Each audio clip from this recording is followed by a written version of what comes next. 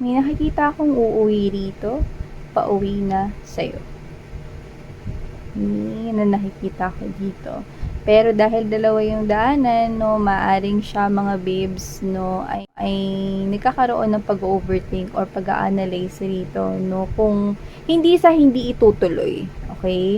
Kundi nandoon siya, no, sa option na kaya ko kaya na tiisin yung mga sasabihin sa akin ni collective or hindi ko kaya. Yan, no? Nandun siya sa side ng emosyon at feelings, pero talagang itong tao na to, no, is nakikita ko na parang plansyado na yung plano niya rito, na talagang babalik siya sa'yo. Ang tinitingnan niya na lang is kung kakayanin niya ba, no, yung mga sasabihin mo rito, no, or kung ano man yung mga pwedeng mangyari, no? Kasi maaring galit ka pa. Kasi sino to? It gives me the energy or the vibe of someone who is from your past right here. Who is now discovering na mahal ka pala talaga niya. And with this Five of Cups energy, look at that. Down on his or her knees. See?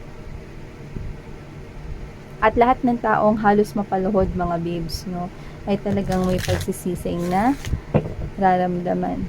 See, this person is coming in really slowly, pabalik sa inyo dito with the Six of Swords energy. Really slowly, kasi nga, medyo may guilt, may hiya. Definitely, this is your past lover right here. Judgment, this person is coming back around.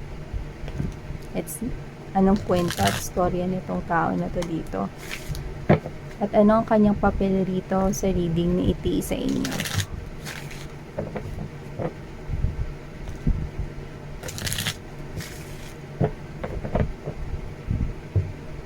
Alamin natin ano pa yung mga sasabihin niya, mga gusto niya ritong iparating sa inyo.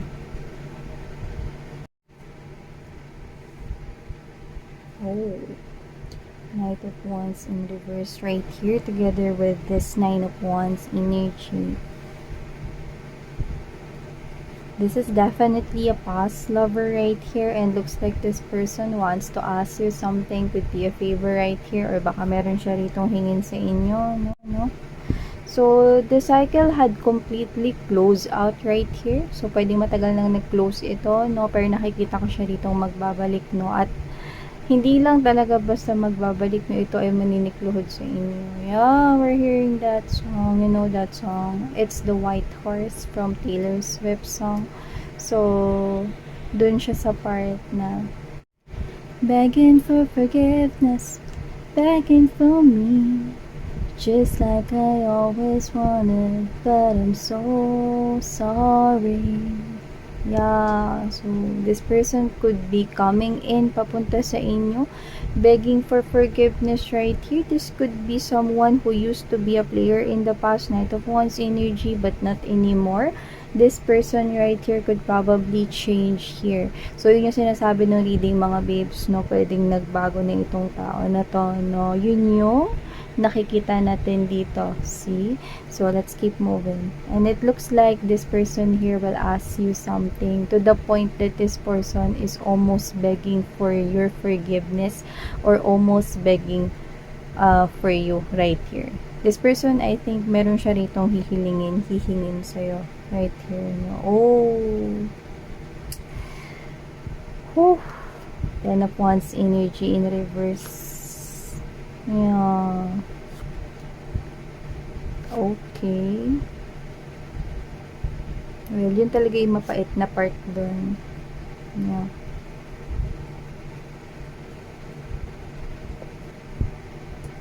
Mahirap ito pero paglalabanan niya. Kahit na masakit. Paglalabanan niya ito. Okay? So, hey there collective, yan, maraming thank you sa patuloy at wala ninyong sawa na pagsuporta po sa akin dito sa channel na to at sa mga new subscribers, hello sa inyo lahat, ako po siyan. Yan, bago po natin simulan ng reading na ito, reminders na hindi ito for everybody and just pick up the messages you think ay para sa'yo. And syempre, wala tayong gender dito at timeless din ito. But I can see someone from the past, Knight of Wands energy, Nine of Wands energy, Six of Cups energy right here. This is totally your past lover right here, no, na pwedeng who played with you in the past, played games with you, played with your emotions right here, no, played mind games with you. This person could have betrayed you, connected with other energies right here. This person now sees, no, na may mga mali siya ritong desisyon sa buhay, no? At yun yung nakikita niya rito na isa doon is yung bakit kanya pinakawalan or nilet go in the past. Yan, no? So, this person right here, ano man yun, no? Yung nangyari sa inyo noon, no? Iba kasi parang ang tagal na nangyari, no? Yung iba doesn't have to be matagal nangyari, no? Pero nakikita ko na sarado na talaga, no?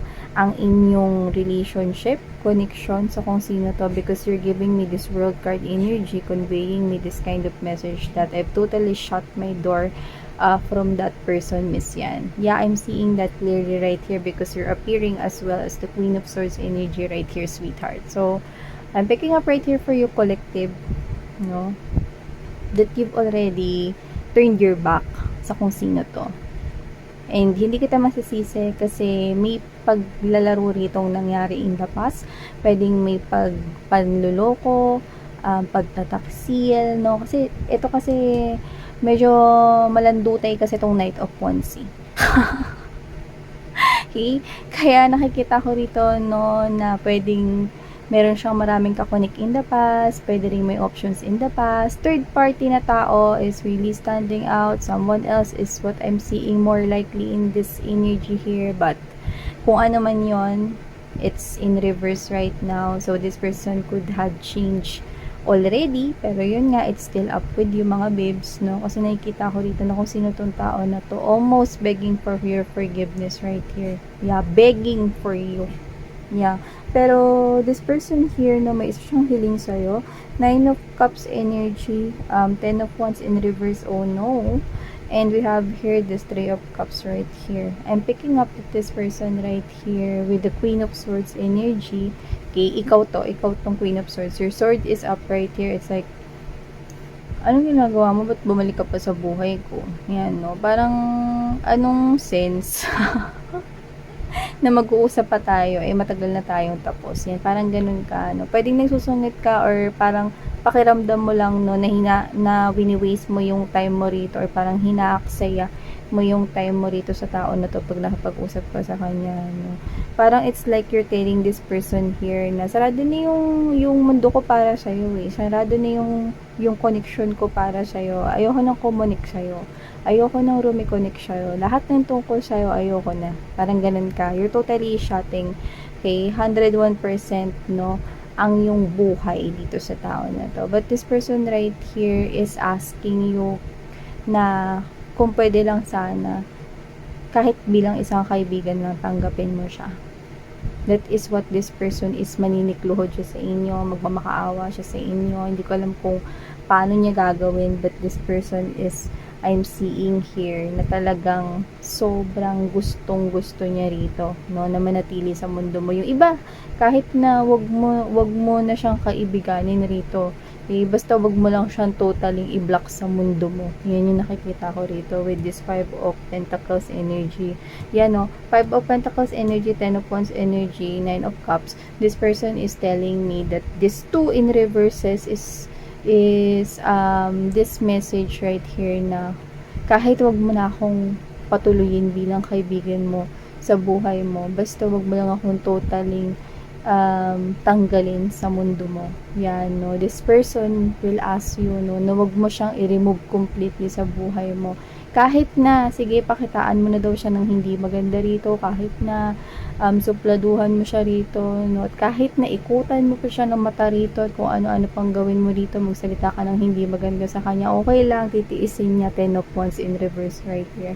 Titiisin ko lahat yan, basta manatili lang ako sa mundo mo. Yan, no? Oo, nandun tayo sa parte na para siyang syunga dito, pero yun talaga yung sinasabi ng reading na to, no?